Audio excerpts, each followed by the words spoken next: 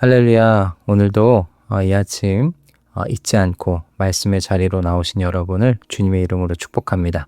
하나님께서 우리에게 미가서의 말씀을 통해서 준비해 놓으신 은혜가 있을 줄로 믿습니다. 자, 오늘 저희가 함께 볼 말씀은 미가서 7장 14절에서 17절까지의 말씀입니다. 주님의 지팡이로 주님의 백성을 인도하시는 목자가 되어 주십시오. 이 백성은 주님께서 선택하신 주님의 소유입니다.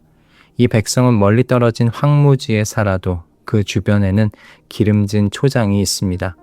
옛날처럼 주님의 백성을 바산과 길르앗에서 먹여 주십시오. 내가 이집트에서 나올 때처럼 내가 그들에게 기적을 보이겠다. 민족들이 그 기적을 보면 제 아무리 힘센 민족이라도 기가 꺾이고 말 것입니다.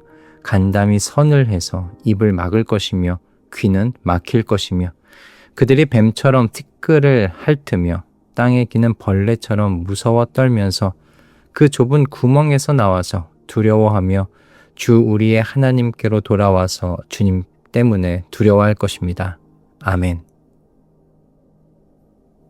양은 여러분도 아시듯이 참 연약한 동물입니다. 시력이 좋지 않아서 멀리 보지도 못하고요. 그러니 다가오는 들짐승들에 미리 반응하지도 못하죠.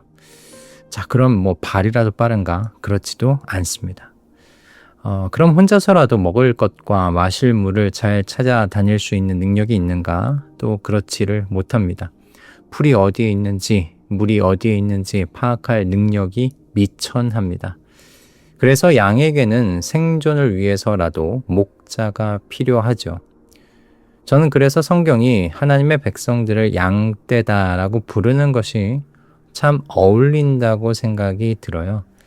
우리는 늘 바로 앞을 보며 살 수밖에 없습니다. 마음 안에 있는 죄로 인해서 바로 앞에 있는 것에 눈길이 머물 때가 있을 뿐만 아니라 사실 우리는 1분 뒤에 어떤 일이 벌어질지도 모르는 존재들입니다. 그뿐 아니라 우리도 양들과 마찬가지로 푸른 초장을 찾을 수 있는 능력이 없습니다. 게다가 사실 초장으로 인도하실 수 있는 분은 여호와 한 분 외에 없죠. 다른 신은 없으며 우상일 뿐이기 때문입니다. 그래서 오늘 본문의 미가 선지자는 여호와 하나님에게 이렇게 구해요. 주님의 지팡이로 주님의 백성을 인도하시는 목자가 되어 주십시오. 선지자는 하나님께 목자가 되어 달라고 기도합니다. 오늘 아침 우리가 따라가며 보려고 하는 말씀이 바로 이 말씀입니다. 우리의 목자가 되어 주십시오. 이 기도가 어떤 기도인지 오늘 아침 생각해 보고자 합니다. 이 아침 목자가 필요한 성도로서 주님 앞에 서서 그 인도하심을 구하고 기대하는 우리 말씀 동행 모든 식구분들 다 되실 수 있기를 주님의 이름으로 축복합니다. 자, 먼저 목자가 필요한 양이 해야 할 일은 무엇일까? 여러분, 당연한 것이죠. 목자를 부르는 겁니다. 제가 여기에 있어요. 이렇게 목자를 향해서 소리를 내는 겁니다. 그런데 이때 양이 가져야 할 태도가 있어요. 내가 부르면 목자가 나를 찾아올까? 이런 의심이 아니라 내가 목소리를 내면 목자는 듣고 나를 찾아올 거야 라는 확신 속에서 부르는 겁니다.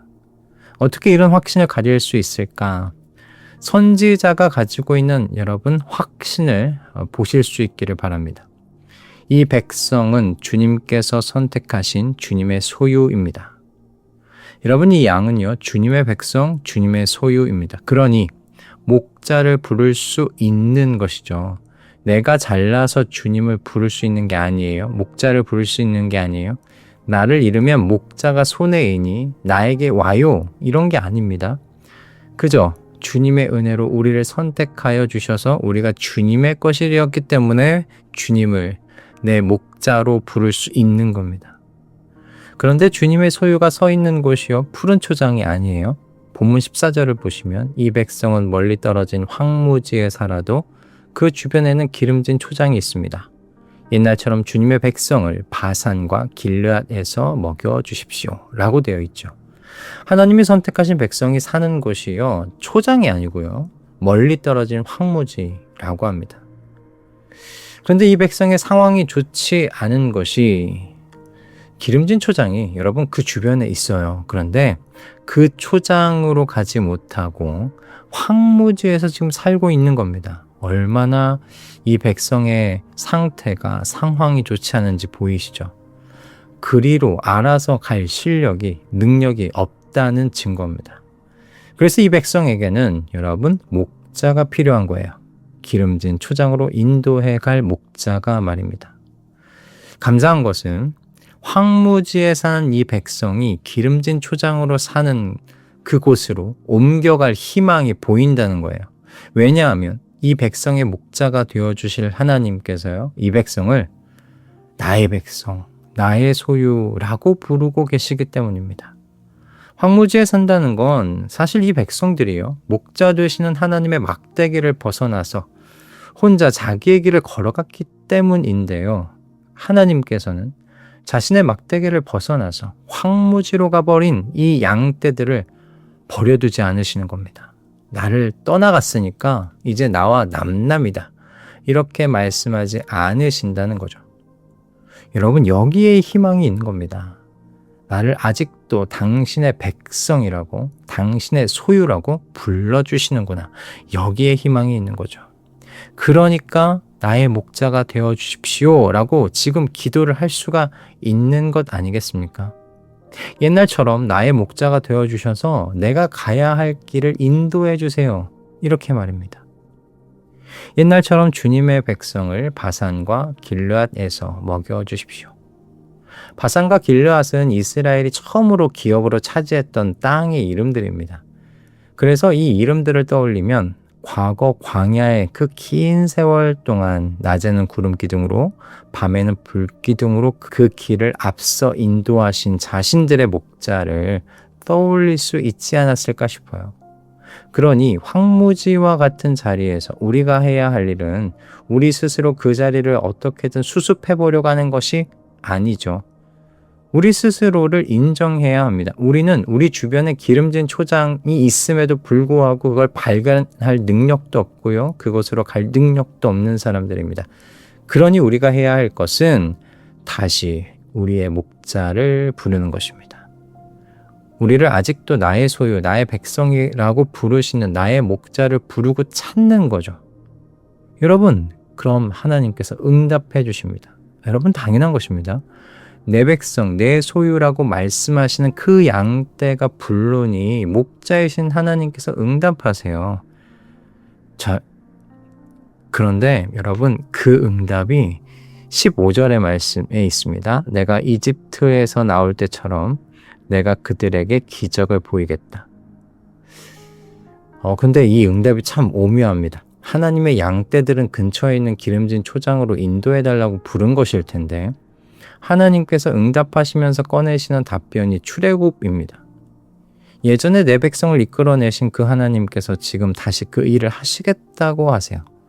출애굽이라는 그 말이 주는 감동과 기대가 있기는 하지만 황무지에 살고 있는 양떼들의 기대보다 너무 사실 큰 그림이어서 이 응답이 오묘하기만 합니다. 이게 무슨 뜻일까? 출애굽을 생각해 보면 여러 장면들이 떠오를 수 있습니다. 10가지 재앙도 있고 문틀에 어린 양의 피를 바른 그 장면도 있을 수 있죠. 그런데 하나님께서 여기서 고르신 장면은 뭐냐면 홍해를 가르셔서 자신의 백성을 건너게 하시고 뒤따른 군대를 물 아래에 두신 장면입니다. 이 일로 인해서 이집트와 주변 나라에 이스라엘의 하나님에 대한 소문이 퍼지게 되지요. 출애굽기를 보면 이 말씀이 기록되어 있어요. 내가 영광을 얻으리니 애굽 사람들이 나를 여호와인 줄 알리라. 정말로 홍해 사건 이후에 이 말씀 그대로 성취가 되었습니다. 똑같은 일이 황무지에 살고 있는 주님의 백성을 주님께서 목자가 되어서 기름진 초장으로 인도하여 내실 때 일어나게 될 것이라고 16절과 17절의 말씀이 이야기하고 있습니다. 민족들이 그 기적을 보면 제 아무리 힘센 민족이라도 기가 꺾이고 말 것입니다.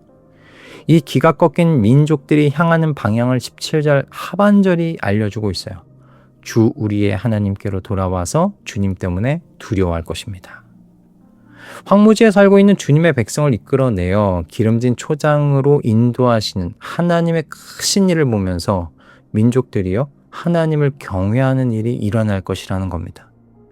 이 말씀이 민족들이 회개하면서 하나님께로 돌아온다는 그런 의미는 아니에요. 과거의 애굽 사람들과 주변 국가의 민족들이 하나님을 두려워하게 되었다고 해서 하나님께로 돌아온 건 아니었잖아요. 그러나 분명한 건 이 일로 인해서 하나님의 이름이 영광되었다는 것입니다.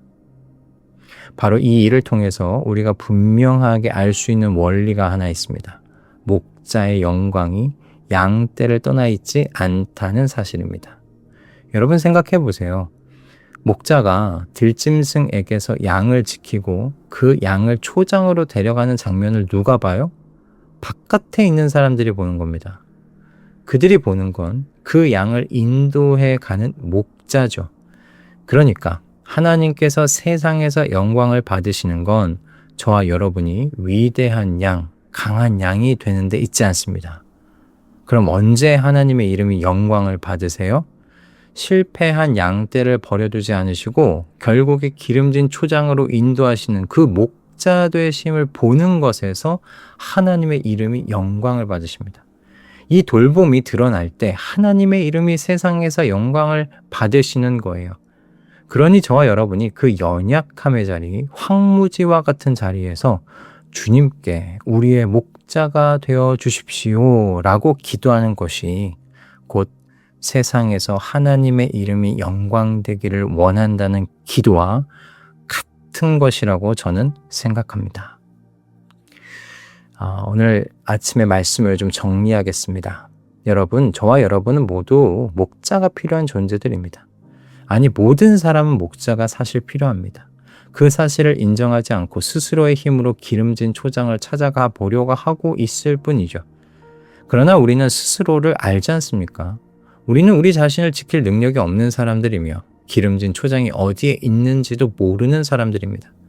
바로 옆에 있다고 하더라도 그것을 찾아갈 능력이 없는 사람들이죠. 그래서 우리는 목자가 필요합니다. 그런데 감사한 것은 이런 우리를 선택하시고 내 백성이라고, 내 소유라고 불러주시는 주님께서 계시다는 거예요. 기꺼이 저와 여러분의 목자가 되시기를 기뻐하시는 주님이 계시다는 거예요.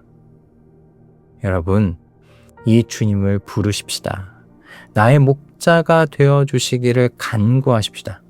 그리고 여러분의 그 간구가 세상에서 하나님의 이름이 영광되게 하는 간구가 된다는 사실을 여러분 알아두십시오. 여러분을 황무지와 같은 자리에서 인도하여 내셔서 기름진 초장으로 옮기시는 그 하나님의 크신 일을 세상이 보면서 하나님을 경외하게 될 것이기 때문입니다. 목자의 영광이 양떼들과 분리되지 않는다는 것을 여러분 기억하세요. 그러니 황무지와 같은 그 자리에서 어떻게든 혼자 수습해 보려고 애쓰지 마시고 주님, 저의 목자가 되어 주십시오 라고 간구하실 수 있기를 바랍니다. 이 부름에 응답하셔서 우리 안에서 목자로서 일하시는 하나님의 그 역사가 세상 앞에서 하나님께서 영광 받으시는 자리가 될 줄로 믿습니다. 할렐루야. 그렇게 오늘 하루를 여시는 우리 말씀 동행 식구들이 다 되실 수 있기를 주님의 이름으로 축복합니다. 기도하겠습니다. 주님, 저희는 목자가 필요한 양들입니다. 스스로를 지킬 수 없고 기름진 초장이 옆에 있어도 찾아갈 수 없는 양들입니다. 주님, 저희의 목자가 되어 주시옵소서. 그래서 저희를 기름진 초장으로 인도해 가시는 하나님의 크신 일을 세상이 보게 하셔서 하나님의 이름이 세상 속에서 영광되게 하여 주시옵소서. 저희의 선한 목자가 되어 주시는 예수 그리스도의 이름으로 기도드립니다. 아멘.